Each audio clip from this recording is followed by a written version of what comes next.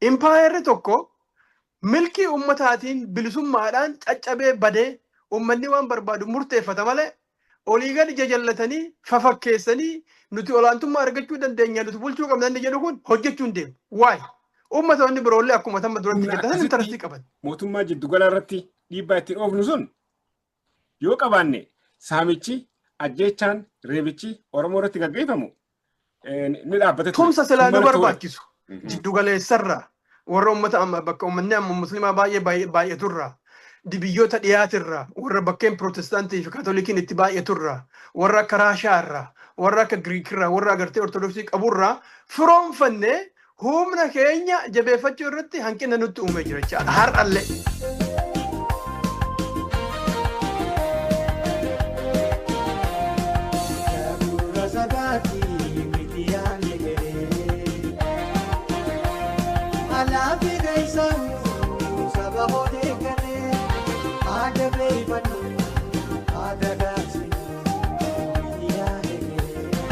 Haala siyaasaa amma biyya teenya keessatti deemaa jiru ilaalchisee ogeessa yookaan hayyuu siyaasa Oromoo keessatti gadi fageenyaan hubannoo qabu obbo Jamaal Galamoo waliin marii godhuudhaaf jiranna hamma dhumaatti akkan waliin turtan gamanumaan isin afeeraadha. Obbo Jamaal afeerraa keenya fudhattanii baga nagaan nu dhuftan. Ayyee obbo Suutee atillee baga nagaan jiraatte HNN akkuma miidiyaatitti hundi keessanuu baga nagaan jiraattan uummanni keenyallee kan biyya keessaatiif kan biyya alaa martuu baga nagaan jiraattan fayyaa ta'e ulfaadhuu hiree kana naa kennuu keetiif. Birraa yookaan ayyaana irreechaatiin isin geekami gara Minisoota kanatti ayyaana gaggeeffattanii? Torban lama dura ture Minisootaatti. Tolee. Adillee akka carraa ta'ee argamuu hin dandeenye yeroo sanitti naan mijannee. Torban lama dura asitti gaggeeffannee guyyaa kaleellee Awustiraaliyaadhaatti gaggeeffatanii gara Norweefattis akkasitti gaggeeffatanii Oromoon biyya alaa keessatti ayyaana akka gaariitti ayyaaneffachaa jira. Asumaanuu ayyaana irreechaa guddicha magaalaa Finfinneedhaatii fi hora Harsadeedhaatti gaggeeffamuudhaaf jiraatu dhaamsa uummataan gahachuu yoo barbaadde. Dhaamsi uummata kiyyaan gahadhu uummata bal'aa Oromoo uummata miliyoonatti lakkaa'amu biyya keessatti biyya ofii keessatti kabajuu danda'uuf qabsoo isaatiin bakka kana gahuu isaatiif baga gammaddan jechuu barbaada. Milkii qabsoo teennaatiin namni tolaan waanuu godheef waanuu gochuu barbaadus baay'ee hin jiru. Qabsoodhaan bakka kana gahame akkuma namni martuu yaadatu 2016tti gaafa guyyaa tokkotti nama 700 ol fixanillee yaadachuun lubbuu namoota saniitiif illee kabajaa gochuun yaadannoo gochuun baay'ee daangaa malee barbaachisaadha. Waggaa 150 guutuu qabsaa'aa baanee bakka amma jirru kanarra gahuudhaaf yeroo gabaabaa miti yeroo dheeraadha. Lubbuu miliyoonatti wareegame akka qisaasa hin taane akka namni biraa hin to'anne akka meeshaa warra mootummaa irra jirullee hin taane akka humnoota biraatiif illee gama faallaatti hin deemne itti fayyadamuun akka malee barbaachisaadha. Addunyaa kanarratti uummata saba tokkicha tahee jechaadha. Saba tokkicha tahee miliyoonaan ayyaaneffamu Oromoo malee hin jiru. Nowhere. Makkallee namni nama muslimaati makka agartee hajjiifillee gaafa addunyaa kanarraa dhaqu namni miliyoona 2-3 taheetiin dhaqaa garuu addunyaa guutuu irraayi. Kan Oromoo ammootu miliyoona 7 haga 10tti kan lakkaa'amu sabnummaan tokkichi qe'ee ofii keessatti waliin kabajataa tokkichu addunyaa kanarratti akka Oromootitti ayyaana guddaa waaqa ittiin galatoonfatan kan hin jiru. Kuni waan ittiin nu boonsu waan addunyaallee barsiifachuu fi babal'isuu qabnu. Kanaafuu ayyaana gammachuu ayyaana irreessa akkuma irree Oromoo jabeessu ka Oromoo waliigalchu ka Oromoo tokkoomsu ka waaqaa wajjiin nagaa lafaa wajjiin waliin nu araarsuu fi nagaan nu jiraachisu haa ta'u jechuu barbaada fayyaa ta'u ulfaadha. Galatoomaa Jamaal dhimma marii guyyaa har'aan tanaatti seenna. Oromoon Itoophiyaa bulchuun Oromoodhaaf yookaan uummata Oromoodhaatiif bu'aa maalii qaba? Mee isa kana akkamiin xiinxalta? Baay'ee gaafii bareeda. Itoophiyaa bulchuun gaafii eenyuun bu'aa maal qaba bu'aa maal hin qabu dura. Oromoon gaafiin isaa maalii kan jedhu gaafii san irraa ka'uu akka malee barbaachisaa na fakkaata. Gaafii san irraa ka'uun immoo wanni barbaachisuuf seenaa Oromoo qorachuu fi seenaa Oromoo beekuun daangaa malee barbaachisaa waan ta'eef. Bu'aa qabeessaa fi bu'aa qabeessa ta'uu dhabuu yaada tokko arguu dandeenyu seenaa uummata keenyaa yoo beekne gaafiin uummata keenyaa immoo maaliif immoo gaafisan yoo jedhu yoo beekne akka malee nu gargaara jedhee yaada. So kanaaf Oromoon Itoophiyaa keessatti akkamitti makame Itoophiyaa keessatti makamee immoo jireenya akkamii qabaataa ture qabaataa jiras ka jedhu dura deebii kana daangaa malee gadi fageessinee ilaaluun nurra jira. Akkuma namni martuu beeku uummanni Oromoo akkuma uummatoota biraa waggoota miliyoonaan addunyaa kanarra jiraateera akka tilmaama ilma namaatitti yoo fudhanne jechaadha. Waggoota miliyoonaan. Because ilmi namaa waggoota miliyoona jiraate waan jedhamuufi Oromoon uummata waggoota miliyoonaan jiraate keessaa tokko. Waggoota miliyoona kana keessatti uummanni bal'aan naannoo gaafa Afrikaa jiraataa ture jedhameetiin hin beekamu keessaa immoo uummanni kuush uummata tokko. Qaroomina addunyaatiif illee hundeen qaroomina ilma namaatu uummata kuush jedhama. Uummata kuush jedhamu kana keessaa immoo qubsuma lafaatiinis guddina uummataatiinis kan gaafa Afrikaa kanatti babal'atee jiraatu ka qaroominaan illee daangaa malee beekame uummata Oromooti. So Oromoon biyya isaati irratti gaafa addunyaan biroo aangoo irratti wal fixxu. Even hanguma har'aatittuu jechaadha. Gaafa namni biraa wal ajjeesu, gaafa namni biraa goda keessa galu, gaafa namni biraa daangaa malee wal rakkisu, warra amma har'a qaroomne jedhee warra irratti dhiibbaa godhu kan warra Awurooppaatii fi Noorz Ameerikaa illee dabalate sabni keenya aangoo akka itti walii dabarsan ilmaan isaa gaafa dhalatin haga gaafa addunyaa irraa galaniititti sirritti qaree ijaaree hooggansa of keessaa uume. Hooggansi uumamu kun immoo uummataaf bitamaa tahee uummata jalatti bulee uummanni ofii isaatii waan sirrii tahee waan gaarii taheen of bulchaa ture jechaadha. So biyya ilmaan isaa namni isaa nagahaan jiraataa ture, lafti isaa nagahaan jiraataa ture, kunuunsaa naannoo irratti uummanni Oromoo addunyaa kana keessatti beekamaadha. Karaa nagahaatiin aangoo walii dabarsanii biyya ofii bulchuudhaan addunyaa kana keessatti uummanni Oromoo beekamaadha. Sirni inni ittiin jiraataa ture sun har'a addunyaa keessa babal'ate sadarkaa addunyaatittis uummanni Oromoo the best of human invention waan silaa ilmi namaa uume mara keessa iyyuu sirna baay'ee qaroo fi olaanaa uume jedhamee addunyaa irratti galmeeffame jechaadha. Haa ta'uuti adeemsa jireenya isaa keessatti warri bal'ina lafa isaa kanarraa haajaa qabna jedhanii agartee uummata kana saamuun nurra jira warri jedhan humnoota biroo kan nama saamuun kan aadaan isaanii nama tahee fi cunqursaa taheen qawwee isaan irraa ergifatanii saba keenya irratti duulan. Yeroo kanatti uummanni keenya qawweedhaa fi meeshaalee isaan qaban san qabaataa waan hin turiniif carraan hin taane akkuma saboota addunyaa kanaa hedduu mudatte carraan isa mudate carraan badaan isa mudate mootummaa dur qabaachaa qabu ni dhabe. Kanarraa kan ka'e seenaan isaa daangaa malee xureeffamuu jalqabe jechaadha. Uummata badaa, uummata gadi aanaa, uummata gadi galoo, uummata biyya ofii to'achuu hin dandeenye, uummata aadaa hin qabne, uummata seenaa hin qabne, uummata afaansaa afaan ilma namaati reediyoo irratti dubbatamuun hin malle, televizyiinii irratti dhiyaachuun hin malle. Uummata agartee gadaanaadha kan jedhu kun olalli yeroo baay'ee irratti deeme kun immoo kan irratti adeemsisa Itoophiyaadha. Itoophiyaa jechaan warra uumetu jira. Warri uume kun ammoo saamichaaf uume. Uummata Oromoo bal'aa achi jiru kana qabeenya isaa saamuudhaaf tokkoffaa isuma isaa waliin dhooyinee akka inni wal shakku humna isaa yeroo dheeraa yaalan achi dura waggaa 300-400 uummata Oromoo kanatti bu'anii dadhaban. Jaarraa 15 irraa jalqabee jaarraa 15-22 irraa jalqabee haga 18 homaatti yaalanii uummanni Oromoo kun namaaf bitamuu didee biyya ofii bulfataa nagahaan bilisummaan jiraachaa ture kan nagaa gargaarsa warra faranjiitiin nuti isinii wal fakkaanna sirni keenyallee isinii wal fakkaata nuti nugusaan bulla isinis nugusaan bultu nuti amantii isin fakkaattu qabna uummanni Oromoo kun immoo amantii isin fakkaattu isin qabu naannoo kanatti uummata rakkisaa tahee jira kanaafuu qawwee nu kenna amma dura abbootiin keenya dogoggortee karaa waaqaa irraa jallatteeti uummata kana jalatti galtee uummanni kun dhiitaanii ture Oromoo baananii jechaadha.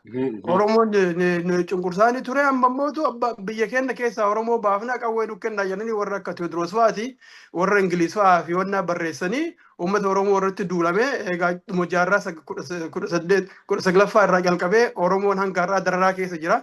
Akkuma namni martinuu beeku maqaan isaanii jijjiiramee maqaan uummata akka sabaatitti maqaan ilmaan isaanii jijjiiramee aadaan isaanii jijjiiramee afaan isaanii jijjiiramee haga danda'aniin jechaadha. Wallaalummaa isaatiin irraanii isaanii irraa kan ka'e waa hunda balleessuu haa dadhaban malee qabsoo uummata Oromooti irraa kan ka'e waa hunda balleessuu haa dadhaban malee anaaf ati silaa har'aan tana shawaanqixa hanqaxiqixa homa jennee waamamna jechaadha. Akkasii jedhee immoo Oromoonni waamamu jira balleessaa isaaniiti jechuu kiyyaa miti sirnichi garuu akkuma Ingiliis akkuma Faransaay akkuma Portugal akkuma Spain akkuma Netherland uummatoota biraa bittee afaan ofiitti kennitee afaan ofiitti dhuubdee aadaa ofiirra keettee olaantummaa isaanii irratti habaqaalte Oromoo irratti habaqaaluudhaaf baay'ee tattaafate kan habaqaalanillee jira jechaadha. Har'a Oromoo keessa gadaantummaa fudhatee namni nuuyyuu Itoophiyaa tan ofiin jedhus baay'ee agarte jechaadha. So amma dubbiin waa'ee Itoophiyaa bulchuudhaa fi waa'ee Oromoo walabummaa Oromiyaa barbaaduudhaa seenaa kanaan walii hidhama jechaadha. Itoophiyaan uumamarraa gaafa isiin lafaa kaatu iyyuu biyya Oromoo dhuunfatanii akka ofii barbaadanitti saamuudhaaf waan qophaa'e Oromoo dhimmootuyyuu Itoophiyaa bulchaa ofiin jedheef gowwoomsuun saamicha hayyamaa. Ani hayyamaadha waan isin jettan waan waggaa 150 dura uummanni kiyya gootonni Oromoo falmaa ba'an waan miliyoonni uummata Oromoo itti dhume ani ammootu dhiisee jira. Kanaafuyyuu hayyama kiyyaan na saamuu dandeettan akka jechuu garas nu geessa jechaadha. Gadi fageenyaan irraa haasa'uu dandeenya fayyaa ta'e. Tole.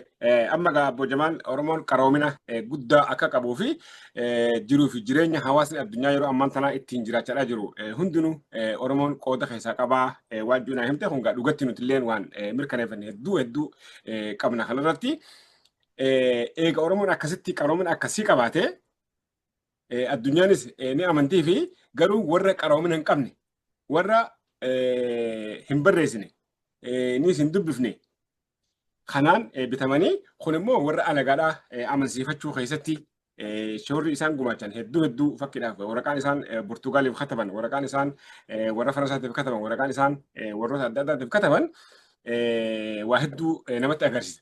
Garuu Oromoon qaroomina qabaachaa ture sanitti fayyadamee akka gabrummaa jala kanaa jalatti hin kufneef alagaa sun risoorsii namaa eeguun haa ta'u tumsiifatee maaliif warra silaa isa gabroonfachuuf deemu san ifirraa ittisuu yookaan ifirraa dhorkuu dadhabe.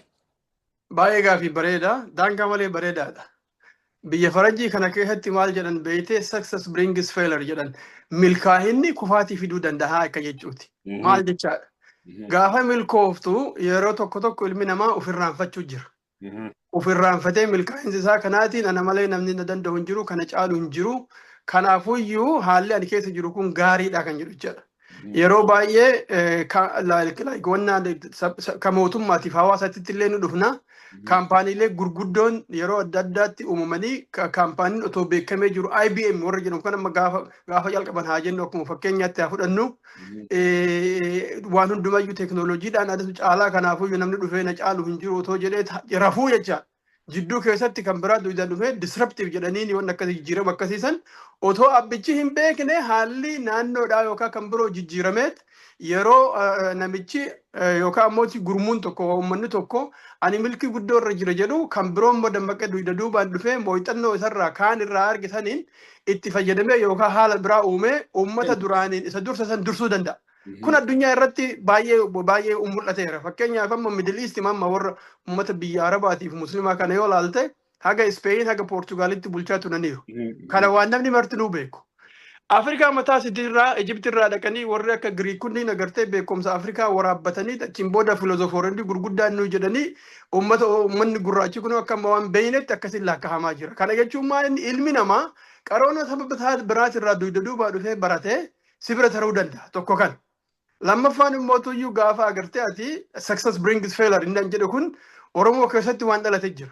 Bara dheeraadhaaf uummanni Oromoo waan duratti siin jedhe sirna gadaatiin of bulchaa tureera. Walqixxummaan lammiilee baay'ee kabajamaa ture. Saamichi uummata Oromoo keessa hin jiru. Jaarmaya isaa daangaa malee jabaadha. Akkuma ammoo bubbulaa deemuun humni biraa kan uummata Oromoo kana to'achuu danda'us waan hin jirreef Oromoo keessatti sirni feudalizimii yookaan ammoo sirni abbootii irree dhalataa dhufe jechaadha. Abbootii magadaati jedhamee warri filaman gariin isaanii waan naannoo keenyaaf ollaa keenya jiru irraa laalanii nugusa of gochuudhaaf tattaaffii dhufe jechaadha. Aadaa ofiitti buluu mannaa uummata ofii gurmeessanii tokkummaa waliin jiraachuu irra garas deemuu irra gara agartee abbootiin irreetii fi anatu naannoo kana bulchaa anatu olaantummaa qabaa kan jedhu kanatti dhufe carraan kun warra birootiif karaa bane jechaadha. Uummanni keenya gamtaadhaan akka dursanitti akka gaafa sirna gadaatiin abbaa gadaa tokkoon bulutti otoo hin taane naannoo adda addaatitti abbootiin gadaa uumamuun caasaan isaa xiqqoo lallaafachaa deemuun keessoo keenya keessatti rakkoo uume jechaadha. Kan alaa dhufe qofa otoo hin ta'in ka keessoo keenyaa kun immoo baay'ee biyya wannaadhaaf diinaaf gumaache akkuma seenaa keenyarraa hubatamutti fakkeenyaaf namni jaarraa amma jarri nurratti duulan san irratti jaraatuumsa jira jechaadha. Fakkeenyaaf goobanaan seenaa Oromoo keessatti baay'ee yaadatama. Goobanaan seenaa Oromoo keessatti wanni inni yaadatamuufi waan yeroo tokko taheen qofaan otoo hin tahin yeroo dheeraadhaaf abbichuudhaaf gullalleen akkuma Oromootitti ofii isaaniitiyyuu daangaa ofiitirra waliin bu'aa turan. So gosa goobanaan keessaa dhufu abbichuun yeroo hedduu irra deddeebitee gullalleedhaan mohamtee turte. So innis nama gullalleen uumamoo hudhaafuu gargaarsa barbaadaa ture jechaadha. Warri diinaa immoo maal hubate jarri kunniin yeroo hedduu warri goobanaadha yeroo hedduu mo'amanii jiran waan ta'eef yoo nuti sii tumsinaa qawwee sii kenninaa jenneen akka nugusa taasisuu dandeettu si goona jenneen inni illee nu tumsaa isa tumsiifanneetiin immoo Oromoo kan Oromoodhumaan cabsine kan jedhu tooftaa itti baasan jechaadha. Amma dubbiin kun keessi isaa baay'ee gadi fagoodha. So hooggansi Oromoo mataa ofii keessatti faffaca'uunsaa meeshaa diinaa akka ta'u balbala bane jechaadha. So otoo immoo garuu gobanaan akka nama tokkootitti baay'ee nama goota jedhamee beekama. Baay'ee nama jabaadha jedhamee beekama. Garuu ammoo dantaa saba isaa ka bal'aa ka uummata bal'aa irratti xiyyeeffachuu mannaa wal mormii fi wal dhabbii naannoo Oromoo keessaa fi ganduma isaa jiru jechaadha. Gosa obboleessa isaa ta'e wajjin walfammuu isarratti baay'ee waan xiyyeeffateef probably irra deddeebi'ee injifatamuun isaa sunillee waan isa aarseef ta'uu ni danda'a. Diinaaf tumsuudhaaf balbala bane jechaadha. Kuni waan keessoo kenna keessatti uumame keessaayi. So waa lamatu gumaachi jechuu barbaadeeti. Tokko waa lama sadii in fact tokko milkoomina duraanii Oromoon bara dheeraadhaaf watakkayyuu nam tokkoyyuu otoo alaa dhufee dhiibbaa irratti hin godhin nagaadhaan kabajaadhaan jiraachaa turuunsaa suni akka of dagatu to some extent godheera. Waan namni waan godhu jiru faranjiinis barreessiteerti baay'isoo faranjiinuyyuu naannoo kanatti biyya isaati irratti uummata Oromoo ka oggu ka itti gamu tokkoyyuu hin jiru ture gaafa amma silaa duulli nurra deeme kana jechaadha. Kufaatiidhaaf sababni tokko isa jettee haa lammaffaan. Tokko isa lammaffaan keessoo kennatti walitti hidhamiinsi jabaan waan hin jirree fi wal falmiinis walitti bu'iinsis waan jiruuf walitti bu'iinsa kana immoo diinni itti fayyadame. Fakkeenyaaf amma duratti abbichuudhaaf gullallee sii kaasee jira galaan yookaan gullallee naannoo sanitti keessattuu jiddugala Oromiyaatti haala jiru kana warri Oromoodhaan walitti duule kun jiddugala kana keessa jiran. Warra jiddugalaa kana yoo walitti buufne asumaan waldhabbii Oromoo babal'ifnee to'achuu dandeenya kan jedhuun waldhabbiidhuma Oromoo keessa jiru fayyadamanii Oromoo akka Oromoo rukutu akka isaanii humna ta'u taasisanii jiran lama. Sadaffaan waldhabbii isaanii fi Oromoo gidduu jiru kana Oromoon silaa to'achuu inuma danda'a akka humna isaatiitti yoo dhugaa dubbanne. Garuu immoo biyya alaatirraa fira baafatanii fira argatanii nuti uummata Afrikaatiyyuu miti nuti jiddugaleessarraa dhufne seenaa Afrikaa wajji walitti hidhamuun qabnu nuti isin irra firooma amantiisi wal fakkaatu qabna sirni keenyas sirna keessan fakkaata warra nugusaati naannoo kana warri jiru mootu warra amantiin qabne yoo jiraatellee immoo muslima isaan kunniin ammootu diina kiristaanaati kanaafuu qawwee nutti hidhaa uummata kana balleessinee isin wajjin firoomna kan jedhu kun daangaa malee jijjiirama guddaa fide jechaadha. Wanti hanga har'aatu hanguma har'a guyyaa har'a jiru kanayyuu madaalli san jijjiiruu dhabuu keenyarraa kan ka'e qawween naannoo san dhufte tun Oromoodhaaf agartee cabiinsa isaatiif sababaa guddaa taate jechaadha. Waa sadii lakkaa'uu dandeenya. Tokko success brings failure isa jedhu sanii lammaffaa keessoo Oromootitti ijaarameenis la barbaachisu gahaa waan hin jireef walitti bu'iinsi sun jaraaf balbala banuudha. Sadaffaan ammoo biyya alaatirraa Awurooppaan yeroo sanitti addunyaa guutuu qabanna jettee waan deemtuuf warra naannoo san jiru warra isaaniif meeshaa ta'ee uummata biraa irratti duuluuf meeshaa kennuu isaaniitti sababaa guddaa ta'ee kan jedhu yaadni kan kun. Dantaan jarri islaama dhufee Oromoo qabate kuni warra adiidhaaf guutuu danda'e nuti guutuu dadhabne maali? Walumaa galattuu beeytee Oromoon uummanni keenya uummata of dandahee jiraatu. Uummata namaaf meeshaa tahee jiraataa ture hin turre. Uummata bilisummaan jiraatu uummata bilisummaa jaalatu. Kana warri akkuma duratti siin jedhe warri gaafa duulliin duratti deemu duula san nurra gaggeessa keessaa fakkeenyaaf namni tokko nama Raashaati jeneraala Alexander Blatowicz jedhama. Dhaloonni isaa nama Raashaati. Garuu ammoo gargaartuu humna waraanaa fi gorsituu wanna Minilik ture. Seenaa barreessa keessatti maal jedhaa? Sabni Oromoo otoo filozofarootaa fi warri barreessu warri addunyaa kanarratti beekamaan waa barreessu uummata kana beekee jiraate jaalala bilisummaa inni qabuuf kitaabota 1000 barreessuu danda'anii jedha. Jaalala bilisummaa sabni keenya qabuuf. So rakkoon tokko maalirraa dhufe uummanni keenya baay'ee bilisummaa waan jaalatuuf walabummaadhaan baay'ee jiraataa waan tureef naannoo sanitti humni isaa kan itti ugga tokkochuu waan hin jirreef falmachuu akka wannaatitti fudhata jechaadha yeroo marayyuu. So yeroo sanitti mootuyyuu akka ammasiin jedhe kana akka isaan meeshaa godhatanii amantii kiristaanaa sanitti fayyadamanitti uummanni keenya amantii san waan hin hordofneef isaaniif meeshaa tahee uummatoota Afrikaa guutuu ganee beekee amma kan warra Abashaa kana yoo kalaallu taate akka waan nama boonsuutu ilaaluu hin dandeenyu. because Afrikaanummaa gananii gurraachummaa gananii nuti gurraachallee miti nuti Afrikaallee miti exceptionaalidha nuti adda nuti jiddu galeessarraa dhufne isinii wal fakkaanna kan jedhu kanaan uf gurguraneet meeshaa san argatan malee ofii isaaniitu iyyuu bu'aa wanni isaan irraa argatan baay'inatti dhugatti hin jiru. Meeshaa san argachuun garuu isaan fayyadeera. Maaliif humna guddaa silaa isaan to'achuu hin dandeenye kan akka Oromoo akkasumas immoo Oromoo eega cabsaniin booda sabaaf sablammoota biroo irratti duuluudhaan qabeenya nama biraa saamuudhaaf olaantummaa aadaa isaanii irratti tuuluudhaaf karaa baneefii jira.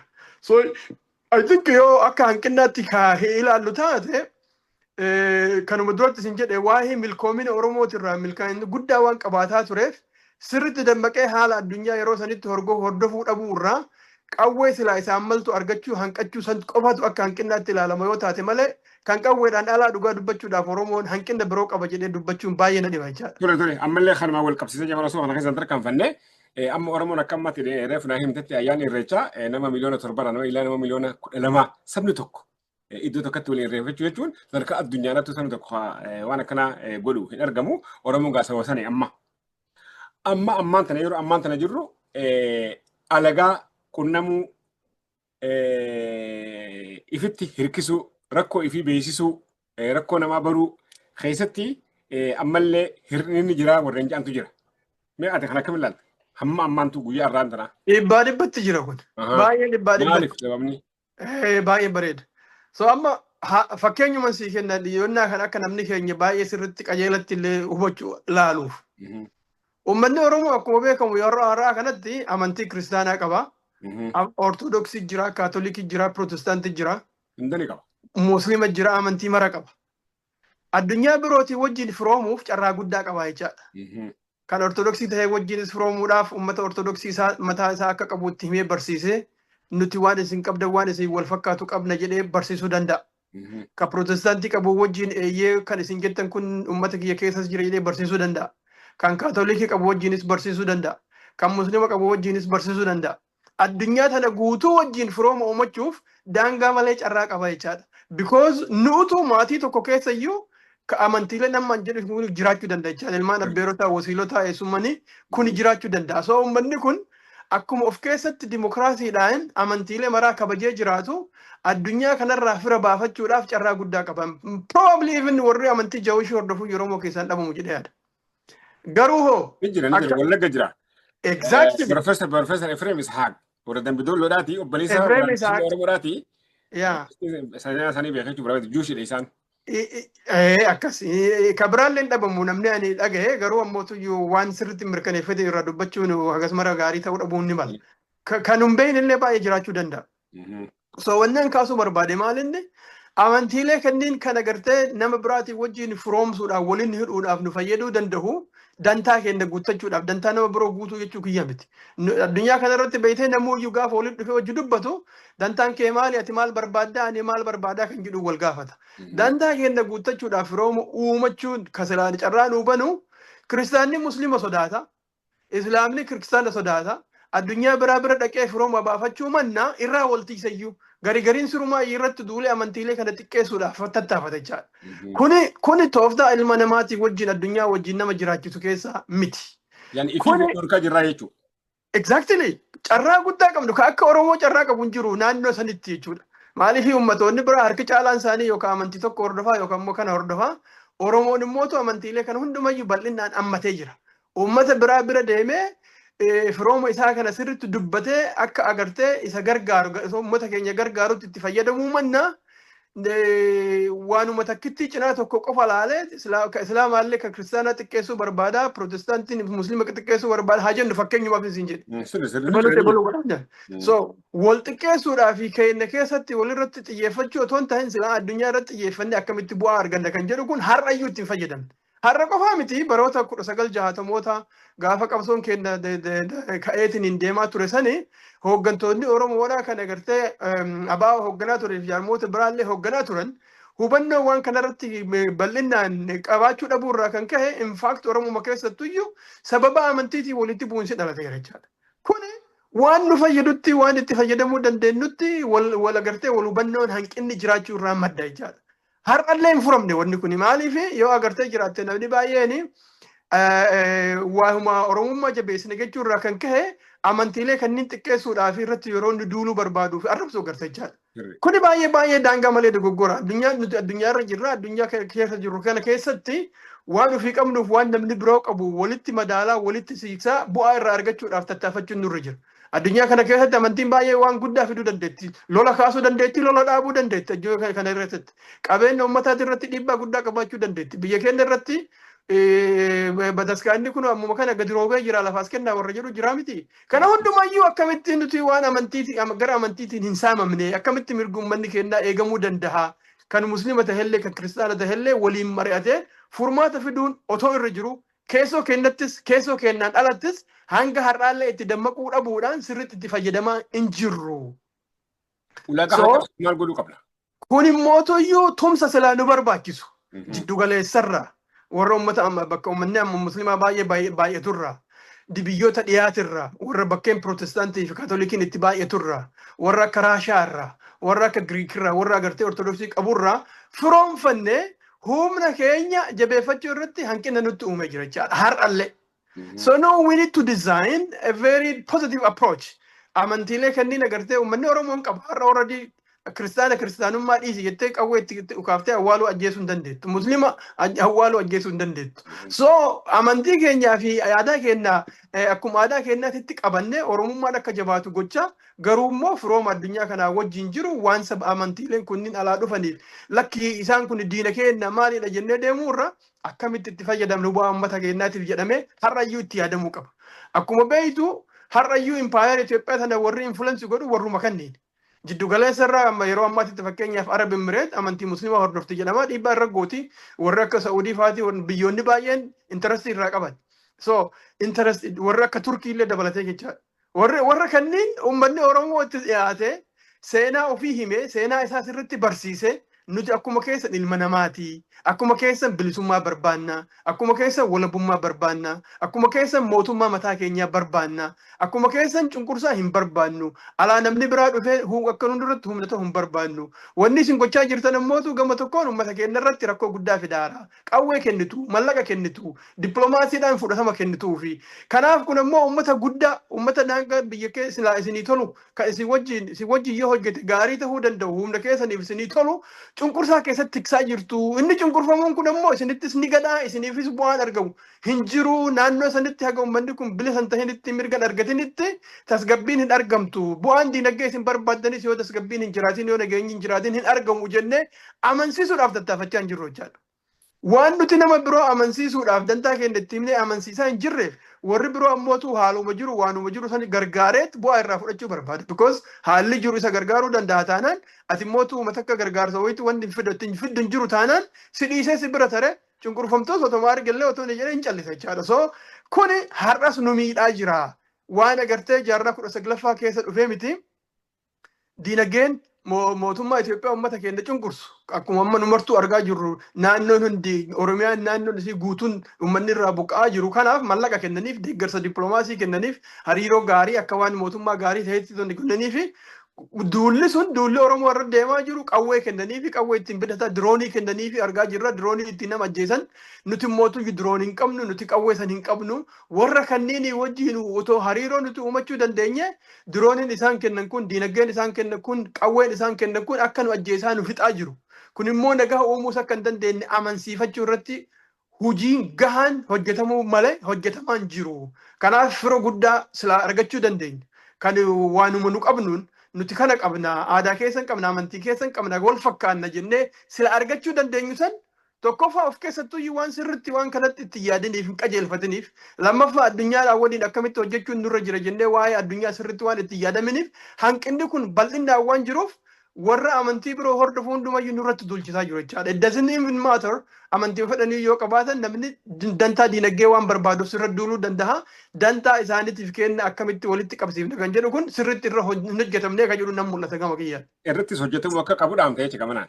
Definitely otoo hin hojjetin immoo wanni dhufu hin jiru. Yoo hin hojjetin wanni dhufu hin jiru. Galatoon.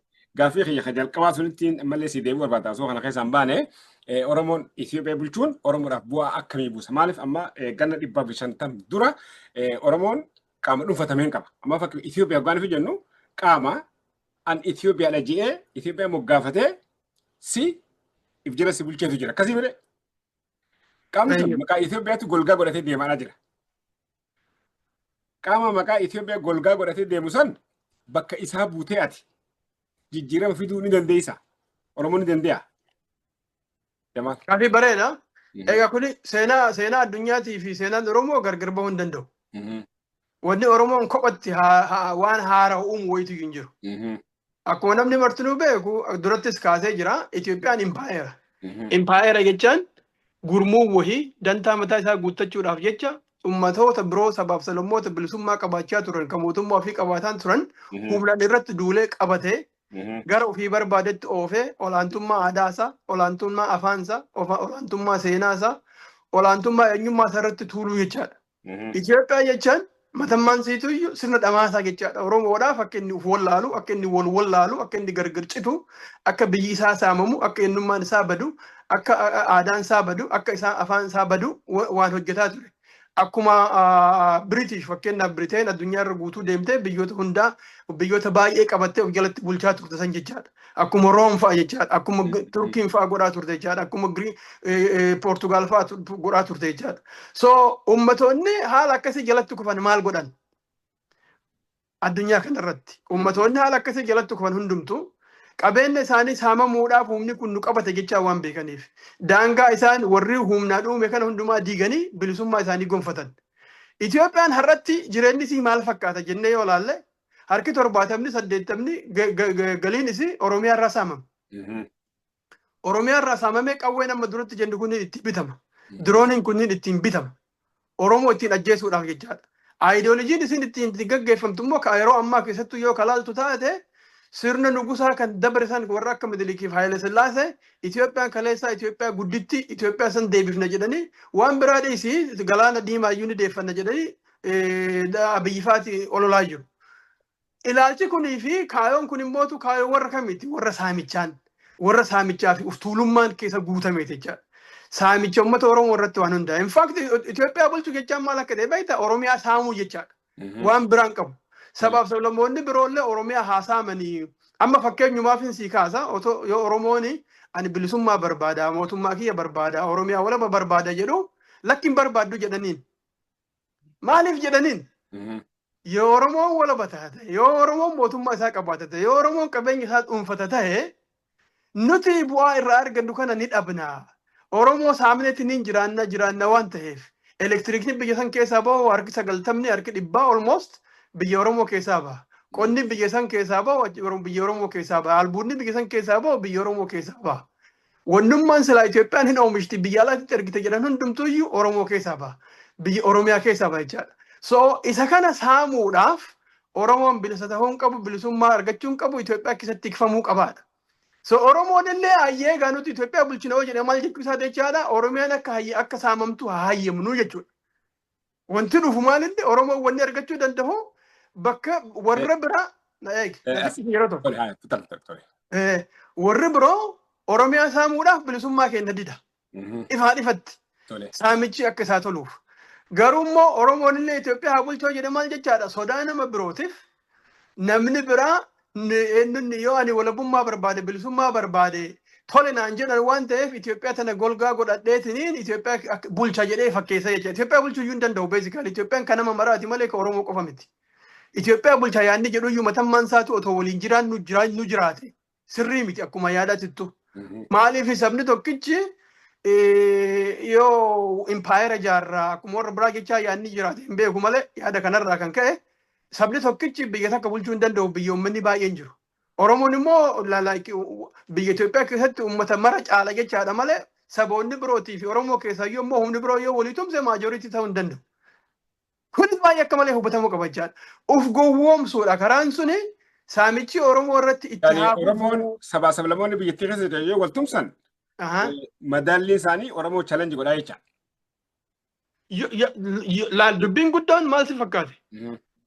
Waan Oromootii fi waan ilma namaa maraa walii hin ilaaluu qabna. Adda adda baasuun nurra hin jiru. Oromoon gaafiin isaa maali? An biyya kiyya keessatti naannoo kiyya to'adhee bulchuu barbaada. Afaan kiyyaan barachuu barbaada. Afaan kiyya hojjechuu barbaada. Aadaa kiyya guddifachuu barbaada. mootummaa mataa kiyyaa qabaachuu barbaada. Seenaa kiyya ofii barreeffachuu barbaada. Gaafiin Oromoo gaafii ilmi namaa marti gaafatu. Gaafii sabniin marti nuu gaafatu. Saboonni biroo akka atamma jette sanitti waliyyuu tumsanii ifin addunyaan guutuun walii tumsite lakki bilisan baatu wala ban baatu yoo jetteen sirrii miti. Maaliif? Gaafiinsa gaafii nama biraa saama jedhuu miti. Gaafii mootummaa keessan qaqqabsa jedhuu miti. Gaafii afaan keessan hin barattan jedhuu miti. Gaafii aadaa keessan hin guddifattan jedhuu miti. Gaafiin isaa gaafii ilma namaa mara. Yoo saboonni biroo akka atamma jette kana walii tumsanii Oromoo irratti kaduulanuu ta'e balleessaan balleessaa Oromooti miti jechaadha. Maaliif? Isaantu mirga uummata Oromoo fudhachuu diddaadhaaf si saamnu malee hin tahu. Si cunqursinu malee hin tahu. Aadaa kan keetillee afaan kan keetillee seenaa keetillee akka nu jennatti barreeffattu malee hin tahu jedhanii irratti duulan ta'anaan carraan jiru maal inni kan Oromoodha akkuma uummatoota biraa falmatee bilisa ta'uudha jechaadha. Karaan biraan jiru. Kun aadaadhuma addunyaa kanarratti yeroo mara deemaa ture seenaadhuma addunyaati jechaadha. Garuu immoo Oromoon wal sodaachisuudhaaf dhiifama naa godhi bakka kanatti. Oromoon yeroo baay'ee agartee jiraatte waa lamaan wal sodaachifti. Lameen. Tokko sabaaf sablammoota impaayera Itoophiyaa keessa jiran nu mirga keenya faallaa dhaabbachuu danda'a waan ta'eef yoo nuti mirga keenya gaafanne bilisa bahuu hin dandeenyu diina nutti ta'anii nu kopheessanii kan jedhu kana. Tokko kana. Lammaffaan immoo addunyaan impaayera Itoophiyaa warra ture ijaaramee waan jiruuf yoo nuti walabummaa baana jenne impaayerri kun ni diigama waan ta'eef impaayerri kun diigamuu hin barbaadanii keessattuu immoo harki Oromoo harki caalaa Oromoodhaa Musliimaa warra jedhee haasa'u jira jechaadha. Ta'uu dhabuu waan biroo ta'e. Kanaafuu warri Weestiidhaa warri addunyaadhaan nurraan fudhatanii waa'ee walabummaa dubbachuun waa'ee bilisummaa dubbachuun waa'ee mootummaa keenya mataa keenyaa dubbachuun diina nutti heddummeessaa jedhan. Kun garuu dhugaa miti maaliif naan jedhe. Fakkeenya Ameerikaa maa fudhannu bakka biraan dhayin. Ameerikaa jechaan warri Ameerikaa kanarratti amma olaantummaa qabu ilmaanuma warra British. Ilmaantu biyya kana dhufe biyya nama biraa fudhate abbootii isaaniitiin isin nun bulchatanii jedheen. Anumaafsitu ilma qabnaa bakka biroo deemanii Suutee fi Jamaal nuti ilmaan keessan isan ni beekna garuu ammootu bakka jirru kanatti nuti ofii of bulcha malee isin nun bulchitan jedhanii lolli guddaan deemee the American Revolution waan ofiin ilmi namaa of bulchuu barbaaduuf of bulchan. Abbaa irraayyuu jechaadha abbaaf ilmi of bulchuudhaaf walaba of taasisa jechaadha. Mootummaan Ingiliz Biriteen nugusni dadhabee waan godhu dhabnaan ilmaan isaa gadhiisee jarri walabummaadhaan jiraatanii walabummaan jiraachuu qofa miti. Addunyaa birooti irrattuyyuu yaada haarawaan addunyaan fidanii walqixxummaa ilmi namaa gammaduu qaba biyya keenya keessatti nagaan jiraachuu qabna nugusni nun bulchuu sagaleen ummataatiin murtaa'uu qaba dimokiraasiidhaan kan nuti bullu jedhaniit har'a addunyaa irratti olaantummaa guddaa qabaatan jechaadha. Kana jechuun maali? Uummata Oromoo ka sabaaf saboota biraatiin wajjin olloomaan haa jiraatu malee garaagarummaa qabu dhiisi abbaaf ilminuu sirni tokko naa hin taane yoo jedhe kan isaa ta'u ijaarachuudhaaf mirga qaba. So Ameerikaatti amma fakkeenyaaf namni keenya sodaachuu dhiisee uummata Ameerikaatti mootummoota Ameerikaatti yeroo dubbatu gaafiin keenyaaf gaafiin keessan gaafiin isin warra isin bulchu irraa gaafattan garaagarummaan qabu tokko uf bulchinaa mootummaa keenya qabaannaa sirna dimokiraatiin biyya keenya bulfanna jenne nutis isinis jettanii abbootii keessanii nu gargar baataniirtu gargar bahuun keessan garuu Ingiliziif isin gidduutti lola kaasee yeroo sanitti haadhumu malee achiin booda lolli itti fufan jiru nagaa hojjetaa jirtu. This is the way we have to talk to the world. Addunyaan akkasii hojjetti. Addunyaan namni biraa mirga kan keessii fudhachuu didee jira. Kanaafuu mirga kan koo dhiisaadhaanii hojjettu. Mirga kan koo argachuun mirga kiyyaadha. So nuti haga sabaaf sablammoota biraa mirga isaanii kabajnetti. Isaan illee mootummaa isaanii qabaatanii, afaan isaanii guddifatanii, daangaa isaanii bulchanii, fedhii yoo ta'e immoo fedhiin uummata Oromoo yoo ta'e immoo waliin buluudhaaf fedhiin jiraannaan kan isaanii illee jiraannaan waliin buluun hin danda'amu. Garuu immoo yoo fedhiin kun fedhii uummata keenyaan tahin uummanni kiyya walabummaaf biyyatee qabaadha yoo uummanni Oromoo jedhe mirgi kan kee hin kabajamu impaayereetti Itoophiyaatti asirratti duula yoo ka jedhan taate Oromoon falmachuu malee carraa biraan qabu. It's just like any other society jechuudha. Akkuma uummata biraati. Jamaal ati gaa dhugatti hayyuu seenaati. Dhugatti seenaa naannoo qofa osoo ta'e seenaa addunyaallee akka gaariitti hubattee waan jirtuuf mariin keenya lakkuma jiruun bal'achaadhaa deema. Waan ammallee si kaasuu barbaadu jira. Waan si kaasuu barbaadu maali? Sirna biyya takka bulchuu yeroo hunda dhiibbaa uummataatiin waan uummanni fedhu hojiitti hiikadhaa deema. Wanni inni hojiirratti hiikadhaa bahe fedhii Amaaraati. Waan jarri sun humna qabuuf nutoo humna akkasitti mootummaa jiddugala irratti dhiibbaa ittiin oofnu sun yoo qabaanne saamichi ajjeechaan reebichi Oromoo irratti gaggeeffamu ni dhaabbate ture. Sun maaliif ta'uu dhabe? Baay'ee gaaffii bareeda. Bakkeen nuti gadi fageessinee ilaaluu qabnu ilmi namaa waa yaadu hojjeta. Sammuutu ajaja ilma namaa. Qaama keenya kana guutuu wanni ajaju mataadha. Gaafa mataan kan kee qabame gaafa dantaa nama biraatiif si ajajama tahe ati waan saba kan keetii waan mataa kan keetuu ilaaluun hojjettu waan ajajaan sun hojjetu hojjetta jechaadha. Seenaa akkatuma kaaftee kana fakkeenyaaf Ingiliis bakka biyyoota baay'ee bulchaa turte akkuma warri Abashaadhaa Oromoo waraana godhatan uummata Indiyaa keessaa guurtee nama waraana godhataa turte. Naayijeeriyaa Afrikaa keessaa nama waraana guurtee argataa turte. Impaayera bakka bulchite kanneen keessaa guurtee namoota sadarkaa jeneraalaallee ta'an gurguddaa ta'an warri Beeljiyeem faatis warri akka Poortugaal faatis kana gochaa turaniiru. So gaafa namni sabni tokko cabe isa keessaa nama waraana godhachuun waanuma jiru. Oromoo keessaallee tahee jira. So hariiroon agartee Minilikii fi namoonni dhuunfaa akka dhuunfaatitti waliin qabaataa turan suni waan Oromummaatiif wajjin walitti hidhamuu miti.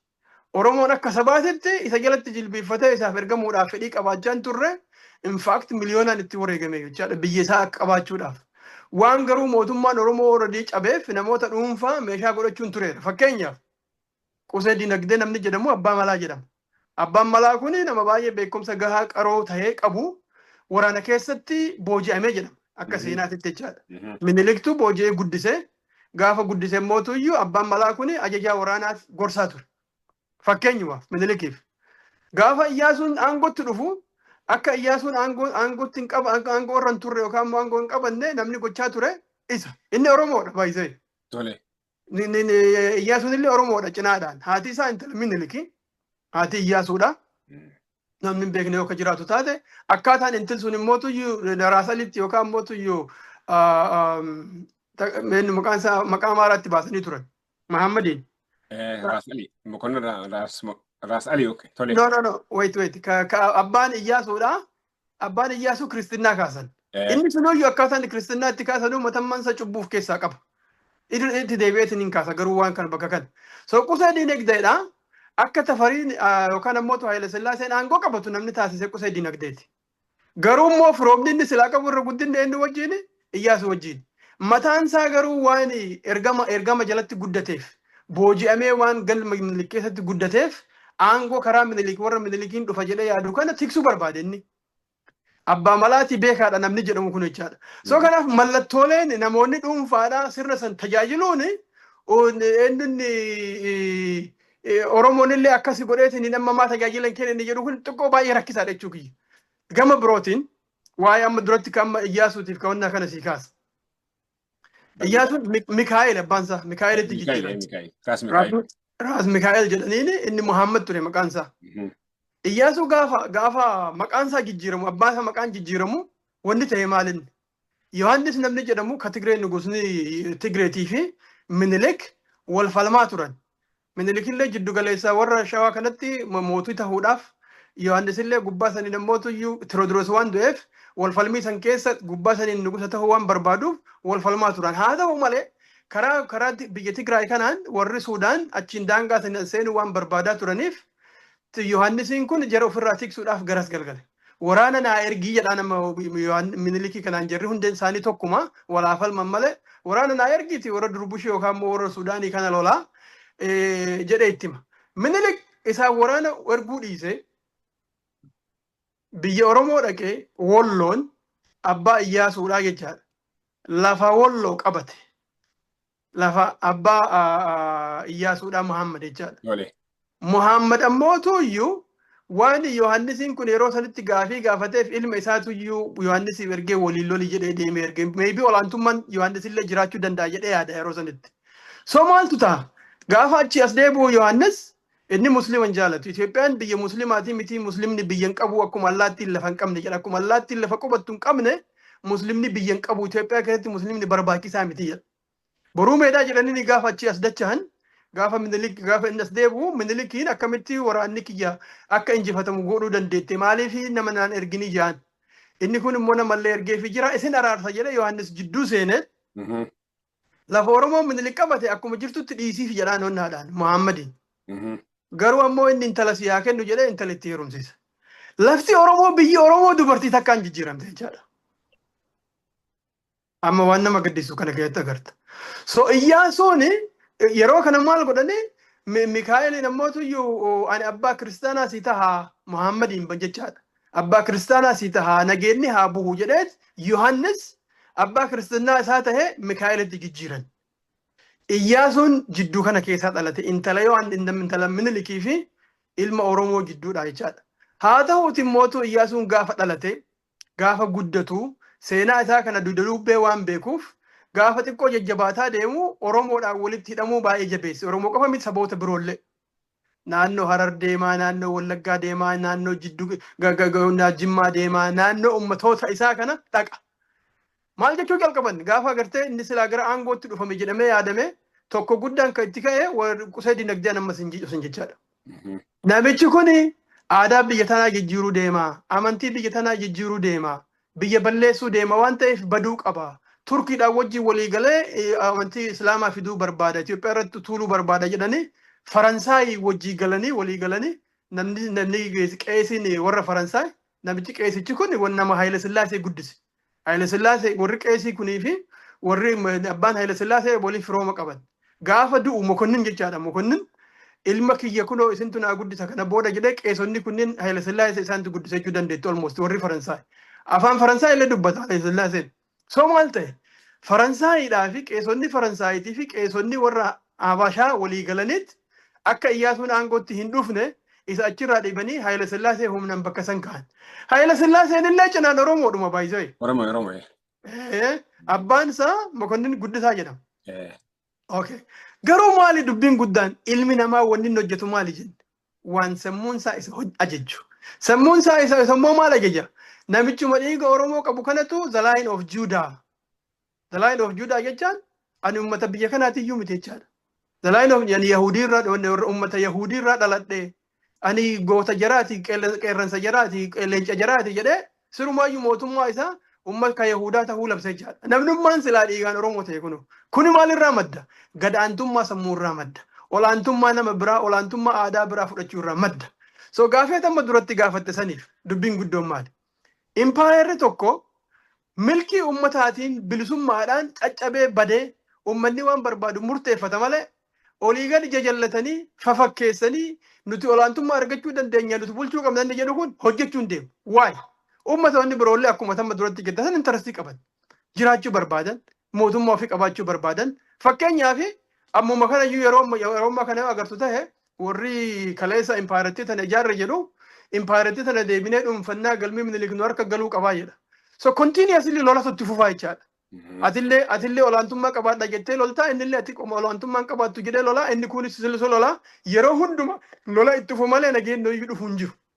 Akka amma deemamaa jirutti keessattuu yeroo ammaa kanatti wanni amma abiyyifaati gochaa jiran maalinni Oromoo Oromummaa irraa buqqisanii yaadaan jechuudha. Oromoo Oromiyyummaa irraa buqqisanii galaana diimaa deemnee Eertiraa irraa finna jedhanii fa'a odeessaa jiru.